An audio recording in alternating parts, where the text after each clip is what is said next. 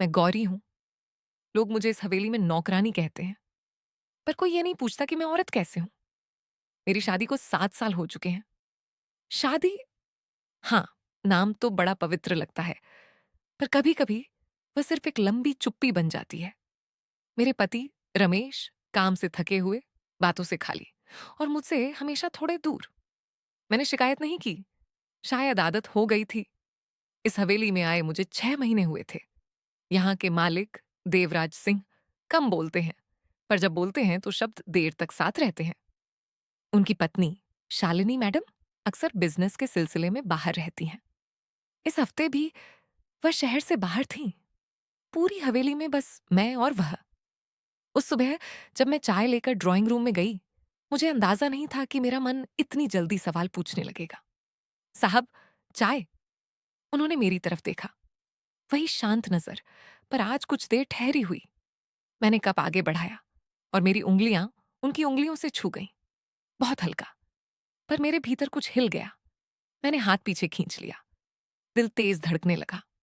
उन्होंने कुछ नहीं कहा, पर उनकी आंखें मुझसे हटी नहीं। उस दिन से बातें थोड़ी लंबी होने लगीं। शाम को चाय, रात को कभी कभी लाइब्रेरी में काम और बीच बीच में छोटी छोटी बातचीत। उन्होंने पूछा, गौरी, तुम हमेशा इतनी चुप क्यों रहती हो? मैं क्या कहती कि मेरे घर में बोलने की जरूरत नहीं समझी जाती। मैं बस इतना बोली, आदत है साहब। उन्होंने कहा, आदतें बदली जा सकती हैं। उस वाक्य ने मुझे बेचैन कर दिया। एक रात मैंने देर कर दी। घड़ी ने 11 बजाए और बारिश शुरू हो गई। देवराज साहब लाइब्रेरी में थे। मैं सफाई के लिए गई। इतनी देर? उन्होंने पूछा। माफ कीजिए साहब, मैंने कहा। उन्होंने खिड़की की ओर देखा। बारिश में मत जाओ, आज यहीं रुक जाओ। वह पल मेरे लिए कठिन था। घर पर मेरा पति था और यहां एक अजीब सा सुकून। जैसा आप कहें, मैंने कहा। हम आमने सामने बैठे थे, बीच में एक मेज, पर दूरी कम लग रही थी। उन्होंने पूछा, तुम खुश हो गौरी? मैं हंस दी। खुशी को नाम देना आसान नहीं होता साहब। उन्होंने कुछ नहीं कहा, बस मुझे देखते रहे। आप? मैंने पहली बार पूछा। उन्होंने कहा, मैंने सीख लिया है खामोशी में रहना। रात गहरी होती गई। मैं उठने लगी, पर उन्होंने कहा, थोड़ी देर और। मैं बैठ गई। तभी मेरी आंखें भर आईं। मैंने खुद को रोकना चाहा, पर आंसू अपना रास्ता ढूंढ लेते हैं। उन्होंने कुछ नहीं पूछा, बस धीरे से मेरे कंधे पर हाथ रखा।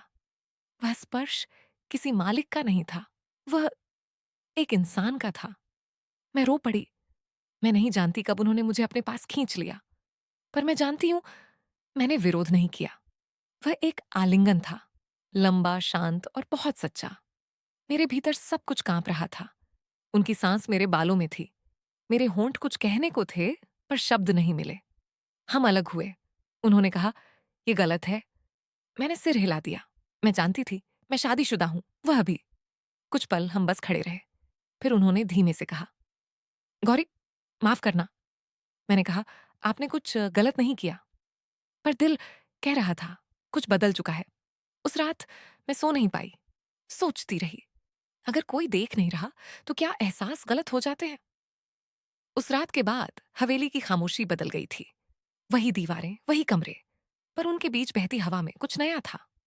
सुबह हुई तो मैंने खुद को पहले से ज्यादा चुप पाया। काम वही था, झाड़ू, पोछा, रसोई, पर मन हर बार लाइब्रेरी की ओर खींच जाता। देवराज साहब की पत्नी अब भी शहर से बाहर थीं, पूरे हफ्ते। मैं जानती थी, ये जानकारी मेरे मन को बेचैन कर रही है। सुबह की चाय अब सिर्फ रस्म नहीं रही थी। मैं कप लेकर गई। उन्होंने अखबार नीचे रखा। गुड मॉर्निंग गौरी, उन्होंने कहा। पहली बार उन्होंने अंग्रेजी में कहा, शायद अनजाने में। नमस्ते साहब, मैंने कहा। कप रखते वक्त मैंने दूरी बनाए रखी, जानबूझकर। उन्होंने यह नोटिस किया। तुम दूर क्यों हो? उन्होंने पूछा। मैंने सिर झुका लिया। ऐसा कुछ नहीं साहब। वह कुछ कहने वाले थे, फिर रुक गए। दिन बीतते गए। हर दिन थोड़ा थोड़ा बदलता। दोपहर को वह अक्सर लाइब्रेरी में रहते, कागजों के बीच, खामोशी में। मैं सफाई के बहाने वहां जाती। हम कम बोलते, पर जब बोलते तो बातें दिल तक उतरती। तुम्हें पढ़ना पसंद है? उन्होंने पूछा एक दिन। कभी मौका नहीं मिला, मैंने कहा। उन्होंने किताब आगे बढ़ाई। ये रख लो। मैंने किताब ली। हमारी उंगलियां फिर से छू गईं। इस बार मैंने हाथ तुरंत नहीं खींचा, बस एक सांस जितना समय। शामें सबसे मुश्किल थी, जब बाहर अंधेरा और अंदर रोशनी एक दूसरे से बातें करती। एक शाम में देर तक रसोई में रही। बारिश शुरू हो गई थी। देवराज साहब आए, दरवाजे पर रुके। आज फिर देर? उन्होंने पूछा। बारिश, मैंने कहा। मत जाओ, उन्होंने सीधा कहा। यह आदेश नहीं था, यह निवेदन था। मैं रुक गई। हम ड्राइंग रूम में बैठे, चाय बीच में रखी थी, कप ठंडा हो रहा था। तुम अपने पति से बात करती हो? उन्होंने पूछा। यह सवाल अचानक था। कभी कभी, मैंने कहा। और खुश? उन्होंने फिर पूछा। मैंने सच कहा। पता नहीं। वह चुप रहे, फिर बोले, खुशी अक्सर सवाल बन जाती है। मैंने उनकी तरफ देखा, पहली बार इतनी देर तक। अगले दिन मैंने किताब खोली। शब्दों से ज्यादा मुझे उनका दिया होना महसूस हुआ। मैंने पढ़ा, पर हर पंक्ति के बीच उनका चेहरा आ जाता। एक शाम मैं सीढ़ियों से फिसल गई। कुछ बड़ा नहीं था, पर संतुलन बिगड़ा। उन्होंने मुझे थाम लिया, मजबूती से। मेरी सांस रुक सी गई। उनका हाथ मेरी पीठ पर था। ठीक हो? उन्होंने पूछा। मैं हाँ कहने वाली थी, पर आवाज नहीं निकली। उन्होंने हाथ हटा लिया, धीरे, जैसे डर रहे हों कि कहीं ज्यादा देर न हो जाए। मैं देर तक बैठी रही, मन में सवाल, क्या यह सब सिर्फ अकेलापन है या कुछ और? हफ्ते का चौथा दिन। देवराज साहब कुछ थके हुए लग रहे थे। आप ठीक हैं? मैंने पूछा। उन्होंने कुर्सी पर बैठते हुए कहा, कभी कभी घर बहुत बड़ा हो जाता है। मैं समझ गई। मैंने उनके सामने पानी रखा। वह बोले, बैठो। मैं बैठ गई। तुम्हें डर लगता है? उन्होंने पूछा। किस बात से? मैंने, अपने दिल से, उन्होंने कहा। मैं चुप रही। बारिश फिर आई। बिजली चली गई। कमरे में मोमबत्ती की रोशनी थी। उनका चेहरा पीली रोशनी में और शांत लग रहा था। अगर कोई देख नहीं रहा, उन्होंने धीरे से कहा, तो क्या गलत कम गलत होता है? मेरे दिल ने जोर से धड़कना शुरू किया। मैंने जवाब नहीं दिया। मैं उठने लगी। उन्होंने कहा, रुको। मैं रुक गई। हम पास खड़े थे, बहुत पास। मैं उनकी सांस महसूस कर रही थी। उन्होंने मेरा नाम लिया, गौरी। मैंने आंखें उठाई। उनका हाथ मेरी बांह के पास था, छू नहीं रहा था, बस मौजूद था। ये हफ्ता, उन्होंने कहा, मुझे सोचने पर मजबूर कर रहा है। मेरे होंठ कांपे। मुझे भी, मैंने कहा। हम अलग हुए, कुछ नहीं हुआ, पर बहुत कुछ होने वाला था। उस रात मैंने अपने पति को फोन किया। बात छोटी थी, खामोशी बड़ी। फोन रखते हुए मैंने समझा, मेरा दिल दो जगह खींच रहा है। हफ्ते का आखिरी दिन करीब आ रहा था, और उसके साथ एक फैसला। मैं जानती थी अभी कुछ नहीं टूटा है, पर दरारें दिखने लगी हैं। उस रात हवेली बहुत शांत थी, जैसे दीवारें भी सुनने से थक गई हों। शालिनी मैडम की वापसी में अब बस एक दिन बचा था, और मेरे भीतर सवालों की एक लंबी कतार। मैंने रसोई बंद की। घड़ी ने 12 बजाए। लाइब्रेरी की रोशनी अब भी जली हुई थी। मैं जानती थी, अगर मैं वहां गई तो शायद कुछ कहना पड़ेगा या कुछ रोकना। फिर भी कदम अपने आप चल पड़े। देवराज साहब खिड़की के पास खड़े थे। बाहर हल्की हवा थी, पर कमरे में गर्माहट ठहरी हुई। आप सोए नहीं? मैंने पूछा। उन्होंने मेरी तरफ देखा। नींद आजकल बातें करना चाहती है।